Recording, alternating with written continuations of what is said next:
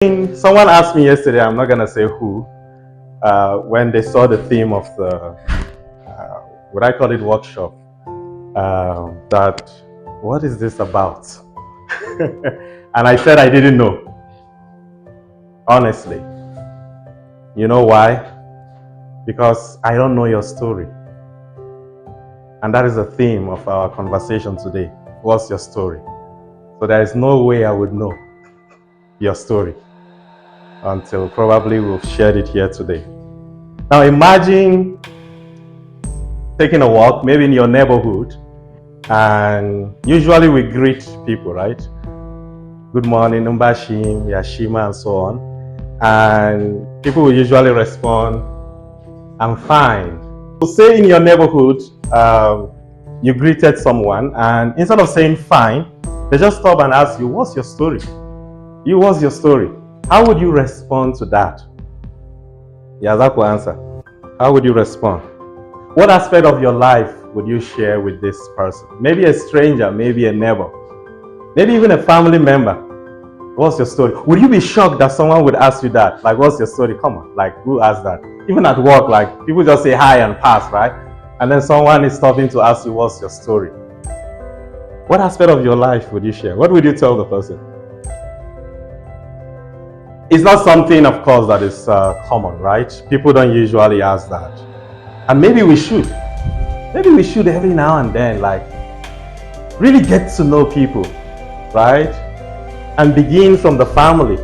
Every day we say good morning and, we just move on with our breakfast and activities. We don't even check in with our friends and family members. I know there are people working in the line of mental health and so on, right? That there are a lot of people that have a lot within them that they want to share, but sometimes people are afraid they might be judged. People might feel that their loved ones do not have time, for them. And also because it's not common to just meet someone along the way and start sharing. I used to be told that, you can't just be on a bus or on a plane and start discussing your life with a stranger, right? Does that hold now? Do you think it's something that we should live by? I was thinking about it the other time. I don't know. Maybe it depends on the circumstances again. So what's your story is the theme of our conversation today. And the first place to start is by introducing ourselves. And we'll do it a bit differently. I call it the story of our name. What's the story of your name? Dalila, Eric, Benjamin, Daniel, Richard, Babosha, Gokfa. I don't know all of you here, I'm sorry. What's the story of your name? I want to start with myself. Of course, my name is Benjamin. I wish I had another name. I don't. And my parents have been hard-pressed to explain why. My siblings, they've all got what we call tribal, or actually don't like the word tribal for some academic reasons. But I will use cultural, traditional names. So I don't have any. My name is Benjamin because I was the third. I was the third child at the time I was born. And probably my parents also felt that I would be the last. Yes. And because, of course, my parents are Christians, they are quite strong, or at least serious about their belief. And so my dad decided that since I would be the last child, my name would be Benjamin. And if you knew anything about Jacob in the Bible, right? He's got 12 sons and Benjamin is the last. So I think that was the explanation why I was named Benjamin. He thought I would be the last child and he named me Benjamin. And indeed, I was the last for 12 years. I enjoyed the privileges of I enjoyed the privileges of being the last child for 12 years before, my rival came and kicked me out of the position. When I was a kid, they used to call me Auton Kolba. I didn't know what it meant. You know how people just call you Auton Kolba? It's like they knew something I didn't know at the time, that the bottle was going to break at some point, and it did. Anyway, so I was born on a Sunday also, and my mom was born on a Sunday. Her other name is Ladidi. In Hausa, we are very much influenced by the Hausa culture here. So if you are born on a Sunday, you are either Dan Ladi or Ladidi, and so on. Saturday is Sati, and so my mom was named Ladidi. My dad actually named me Sunday. Yeah, with all due respect to the name, I have nothing against it, but because I was born on a Sunday, he named me Sunday and quickly changed it. So my birth certificate first carried Sunday, and subsequently changed it. He was like, nah, it's not Christian enough. Even though it's the Sabbath day, yeah, it's not Christian enough. I have to give this guy a biblical name, so that I'll set his trajectory for good. So that's the story of my name. Now I could go back to tell you my grandfather, great-grandfather, great-great-grandfather. How many generations can you identify? Can you go back? Like, I think for me, I could go back to the 4th. So my father, his name is Peter Ishaya. My grandfather is Mai Unguwa. Great-grandfather is Ango. And great-great-grandfather is Duo. That is as far as I can go. So it's a challenge for you also. How far can you go? We're going to come to that. Those papers are not just here for decoration.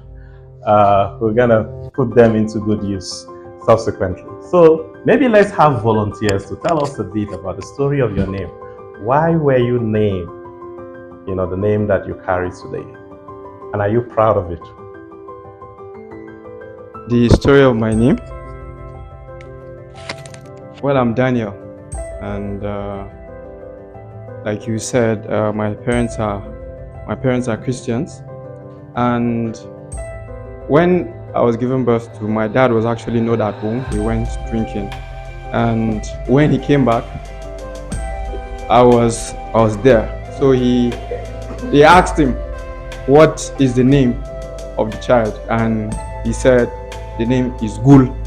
And Gul, sorry, it was his friend that gave the name. He said the name is Gul, and Gul in our language is guinea corn, and that's what is used to do burkutu, brew local beer. So meaning that I was given birth to while my father was out drinking burkutu. But then because of the pains my mom passed through, she said she will not accept that name for her child, so my name should be Daniel. And the meaning of Daniel, okay, not the meaning now. For her, the story behind the story of Daniel in the Bible, Daniel being in the lion's den and all that. So she said her child's name is Daniel because she was actually suffering. In fact, as her then the situation surrounding the family and all, she was passing through a lot, and she felt my dad should have been around when this child was given birth to, but he wasn't. So the name is Daniel. Okay. So basically, that is wonderful. Well, my name is Fortune. Okay. And well, funny enough, I got the name from my dad. He was in a relationship, and the lady's name was Fortune. So like they broke up when he was in Canada. So when he came back, well, they got married, right. And immediately my mom said he's a female. The next thing he said, Fortune. Right. And that's it. Somebody asked a question here. But is your mom aware of your circumstances? Sure, she was. Okay. Then they could tolerate whatever you do in the name of love, not like us. So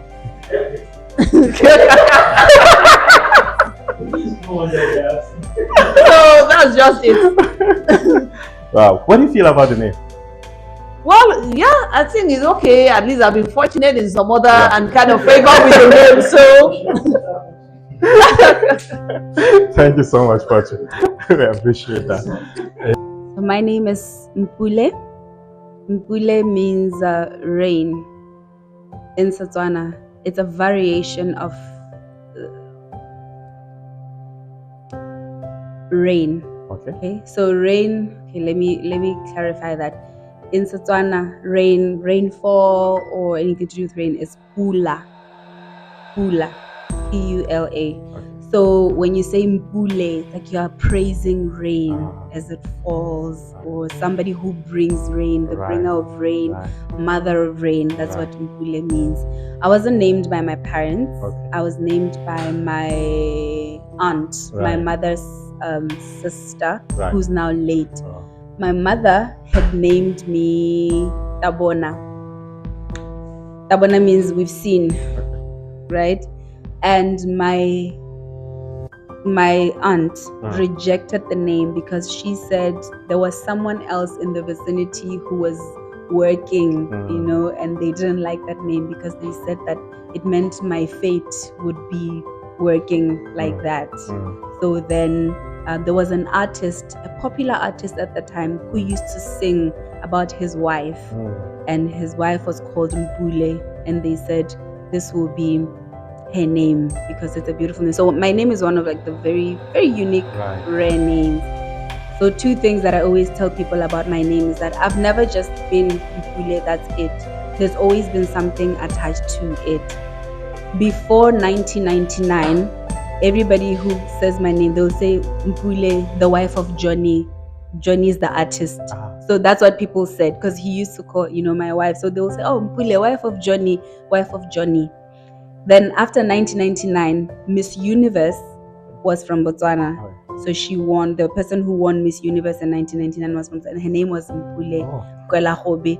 So from then to date, when people call me, it's either Mpule Kalahobe, Mpule, Miss Universe, Miss Botswana, Miss. So it's never just Mpule. So that's the fun thing about my name. Wonderful. Thank you so much. And how would you mirror the emotions? Yes. Thank you so much. All right. Okay. Yeah, please don't ask me to mirror. So my name is Sokfa. I use it as my first name, but I'm also called Francis. Okay. Francis, my father named me Francis after Saint Francis of Assisi, who also happens to be someone that I read a lot about and I liked so much about. But Sokfa is the one I'll share about because it's a very important name to me. So Sokfa, the Tia people will pronounce it in various ways. It's a Sogafa, right? It's a Sogafa. Some will spell it with a G, Sokfa. Some will spell it with a K, like myself, Sokfa. And on its own, it means tension or anxiety, right? Especially the ones you actually feel in your stomach. Those things like I think that's what it means. But my grandmother named me that. So when I asked her, why did she name me Sokfa and what does it mean? She said, no, your full name is Sokfa Swanta Yofiab Naba, which means free yourself. You put it down there. Free yourself from the tensions and anxieties of life. Okay. That's what it means. Wow. So I've always interpreted the name as freedom from anxiety. Wow. Because I had wanted to say, no, I don't think I see any tension or anxiety. Yeah. So indeed, you are living out your name. If I had the time, I would have explored further why you dropped the Francis. I think your dad wanted you to be a saint. But thank you so much. Yeah. So, as I mentioned earlier, my name is Jalila, and it means exalted, great, someone that it can also be interpreted as someone that comes from humble beginnings and climb up the ladder. I was born via cesarean section. It was a difficult birth for my mother, and so my sister's name is Yusra, and the meaning of Yusra is ease, and she was given the name because I was born, she's my immediate younger sister, and I was born via cesarean section, and her birth was easier. So whenever I think about my name, I always link it to my sister's name. Then the other side to my name is that it is the feminine of Jalil, which is one of the attributes of Allah in Islam, one of the 99 names, as we say, of Allah in Islam. And so it's also Jalila is the feminine of that name. You know, I was actually skeptical. Like, my name is, you always, when you hear Eric John, you'll be expecting a different. So it's sometimes, in fact, my granddad actually worked with the missionaries then in Jos. So I think that was where all this mentality of the white name thing came up. So he gave his son, that's my own dad, named John. My dad came up with a kind of mentality and gave myself, my elder brother's name is Henry, my name is Eric.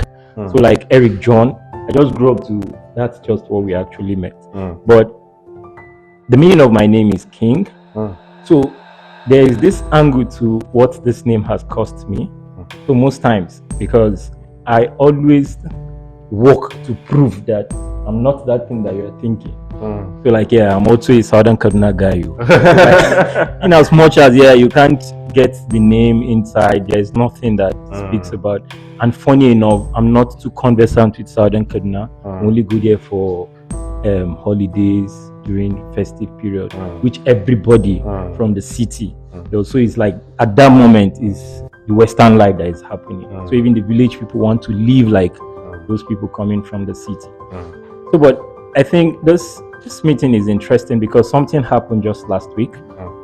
We went for an engagement in Southern Kaduna. So I heard one man, they were just saying, Serikin, Shanu Serikin, Shanu Serikin. So I was curious and I asked him, like, how comes a Baju man, they are calling you Serikin Shanu? Like, what's the story behind it?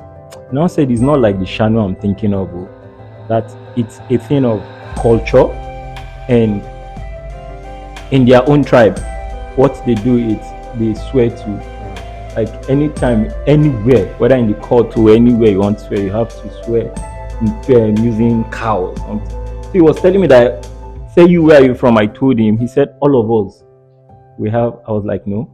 But deep inside me, I now knew there are a lot of stories about me that I've not heard. So, which is very interesting. Like, it's something that, in fact, it's the new challenge now. You have to go back and dig more to understand where your root is. Thank you, Eric, for sharing that. We appreciate that. Now, for those of us in literature, I think it was Shakespeare who says, what's in a name, right? That which we call rose by another name smells as sweet. But I don't think that is the case with us. If I gave you another name, I don't think it will capture your essence, right? And who you actually are. So in the African sense, there is actually something to the name. And that is why today I think even the church is beginning to accept some of our cultural traditional names. In the past, no. If you were Zugwai, that you know, today you are Paul, and I baptize you in the name of the Father, the Son, and the Holy Spirit. But now you are Zugwai, I baptize you as Zugwai. And so it's beautiful to see. Sometimes it's painful to me. I see a lot of people when they migrate, for example, to the States or Canada or Europe, because they want to make it easy. And this is not targeting you. You are Eric John. You're Eric John. They change their names to all English names. So you hear a Chinese guy being called, I don't know, Michael or Liam, and you ask him, have you always been Michael? He said, no. They can't pronounce my name. So, because Michael, when I call him Michael, I was like, doesn't sit well with me. I don't see a Michael in you. I mean, with all due respect, right? So, I mean, indeed, there is something to the name. Now, I had said that I could trace my generation to the fourth. I don't know if anyone here else could do that. Maybe even to the fifth or sixth generation. Can anybody try?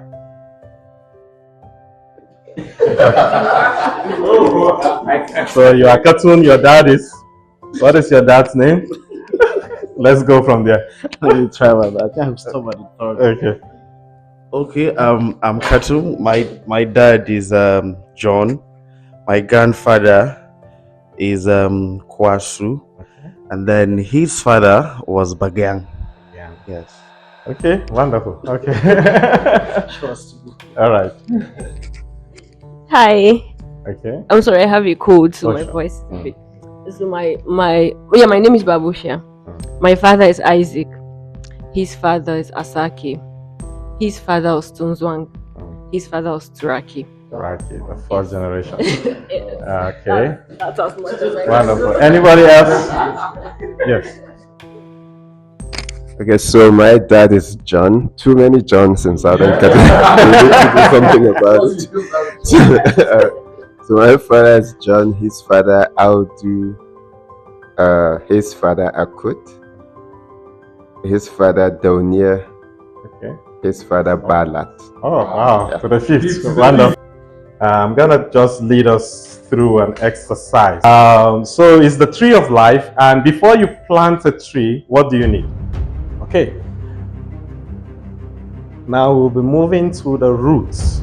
Let's assume that you've planted your seed and it's beginning to take roots.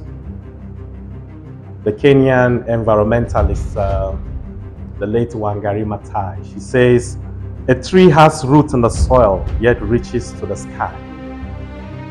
So your roots, what roots do you have in your life? Where were you born? Where do you come from? That question.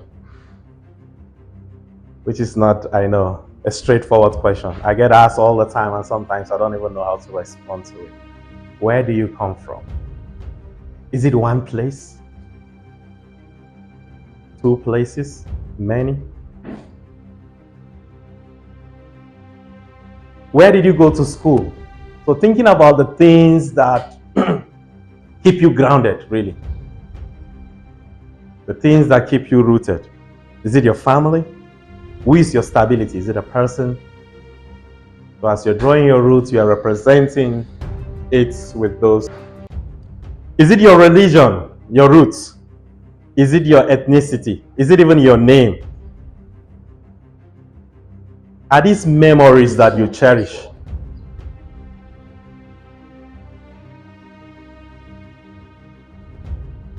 Has your perception of your roots changed over time?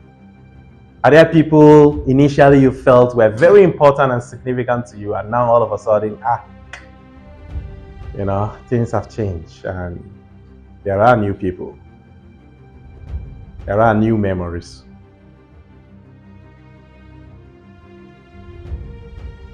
How do you stay grounded? How do you remain deep-rooted in the soil? Start with your ground and then draw the roots. Keep going like that. So, we have our roots.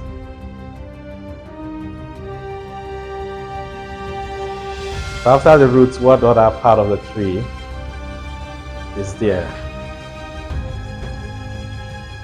What shoots out of the roots? Some would call it the trunk of your tree. So the trunk is the one that goes up and then branches out. So the trunk of the tree. What are you good at? What are your skills? What are your talents? Who was it that said the reason we're here is to discover our gifts and give it out? What are your talents? What are your skills? What are the things that you know you're good at, but also the things that people tell you you're good at? Now, some of these skills also help us in difficult circumstances. What are your coping skills? How do you cope with the travails of life? What skills help you? You could even tap from the story of your name. I'm thinking about you, Sokfa.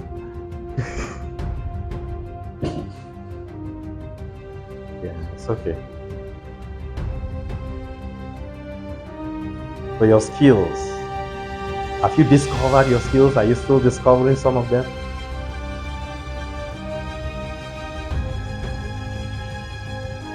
Are you passionate about something that you can speak about it anytime?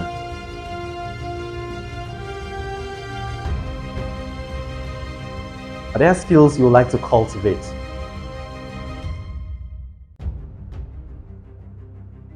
So that is the trunk of your tree. And from there we're going to move Like I said, the trunk emerges from the roots and then it branches out. So the next will be the branches of your tree. What are you hoping for?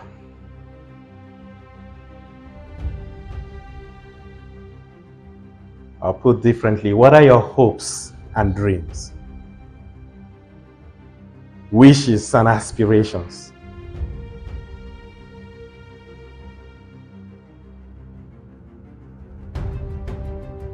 In the near and distant future.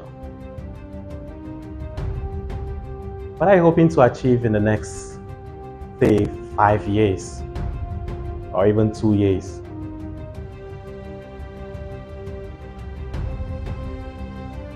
If you could have 3 wishes right now, what would they be?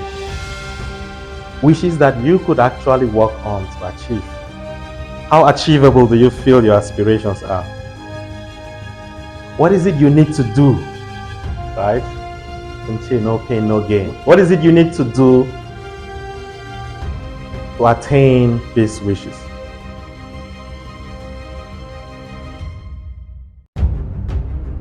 And aside from yourself, do you actually wish other people well? Do you have hopes and wishes for other people?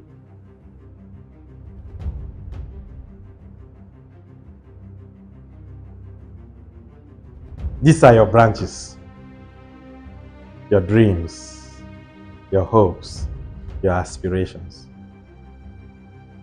What grows on the branches? Let's call them leaves. The leaves of your tree.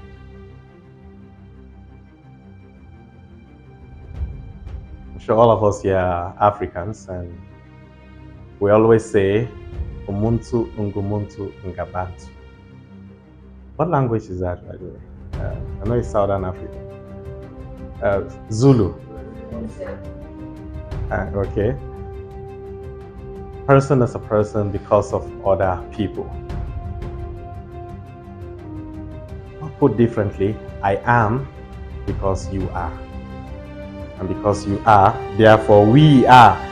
So the leaves represent the most important people in your life. Who are these? They could be alive or transitioning to a higher state of being.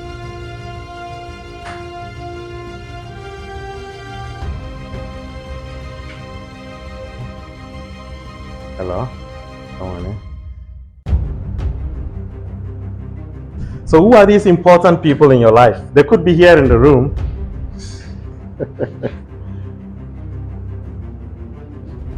These could be people who have supported you, provided you with love and encouragement in different ways over the years, material support, and other intangible forms of support. Who are these people? Alive or in heaven? They represent the leaves of your tree.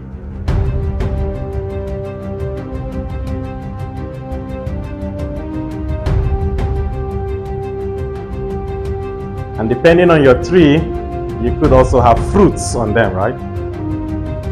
Yeah, some trees have fruits. Others are just there to provide shade.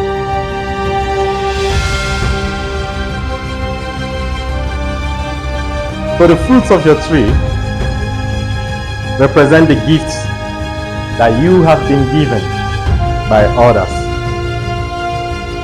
Now you could connect this also to the leaves. The gifts that these people have given you. What are these? Love, hope, because it could be material, it could be also intangible. Care, support, life skills that have been passed on to you. What are the gifts you have received?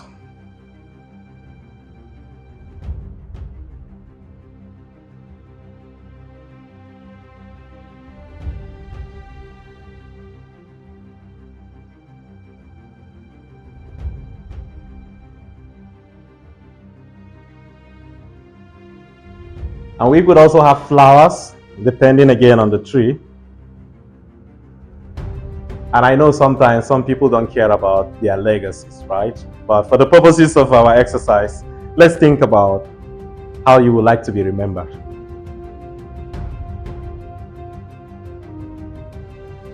How would you like to be remembered? Represented by the flowers. The legacies you wish to leave behind. Knowledge, skills, inclusive of material things.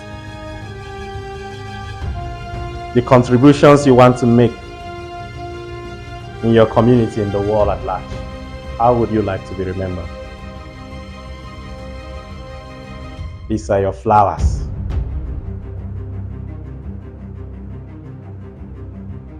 I think at this point our tree should be complete. My name is Mary Bar. First of all, this is not a tree, this is a sapling. A sapling is a name for a very young tree because I'm a very young person. And I think a tree is for people that have seen life. I'm not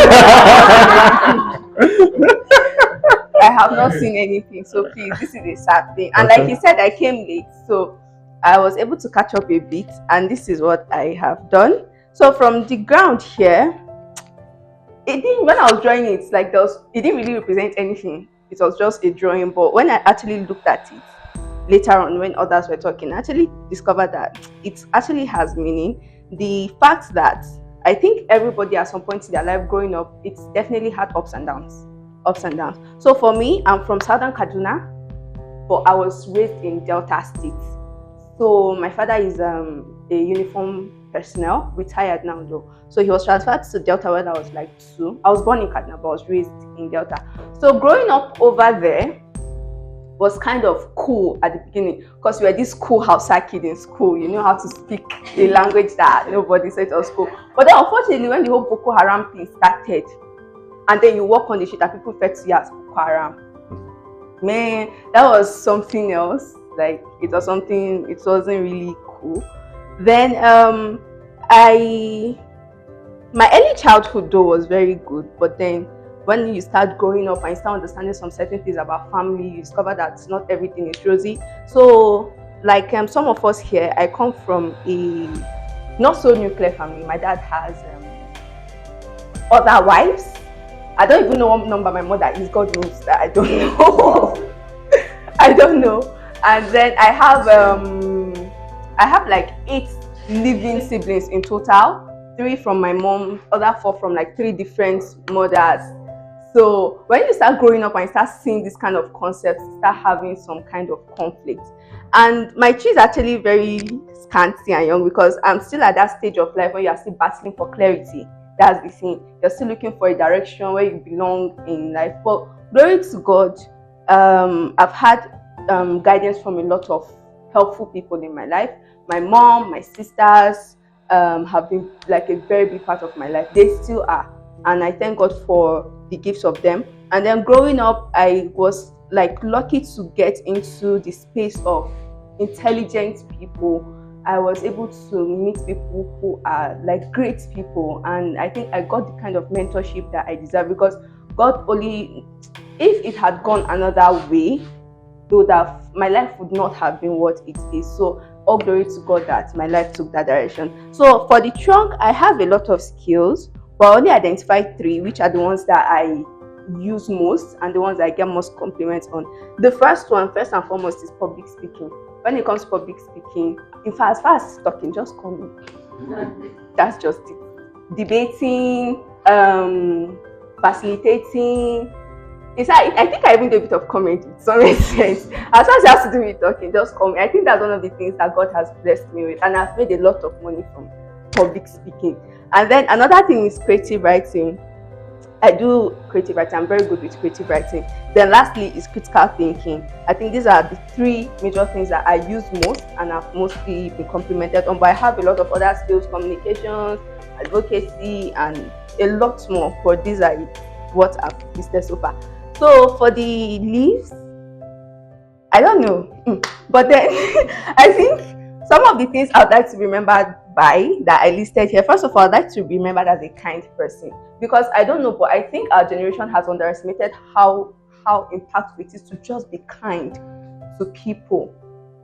Just a bit of kindness can turn someone's whole day. Just a bit of kindness can lift someone's spirit from the lowest. Kindness is very important in whatever it is you do. Just simply entering keke, discovering you have a lot of excess cash, and deciding to pay for the person next to you can make that person the happiest person for the rest of that day. So kindness is very impactful. I have come to understand that kindness is something that it just cannot be overemphasized. Then secondly, I'd like to be remembered as a generous person. I try as much as possible, even though this economy cannot let you be generous, but but we try our best. We try our best. Then I'd like to be remembered as a fearless person. I'm actually very fearless. I can venture into anything and everything. Let me just try it. If it works out, not recklessly though, but I'm very fearless. I am interested in trying out new things, a lot of new things. I think I'm at that age too. I have the energy. Maybe when I get to my 40s, who knows? Then outspoken, yes, outstanding, and then a creative. This is one thing that I love most, being a creative. Being a creative is it has taken me into a lot of spaces. Just being a creative, a place where you feel I cannot be in this place. But just by being creative, just by doing something, I don't know, but creativity is really cannot be overemphasized. So in all, this is my sapling. Wow. I don't know, is there anything I missed? No. Okay. Just go keep growing your sapling. Thank you.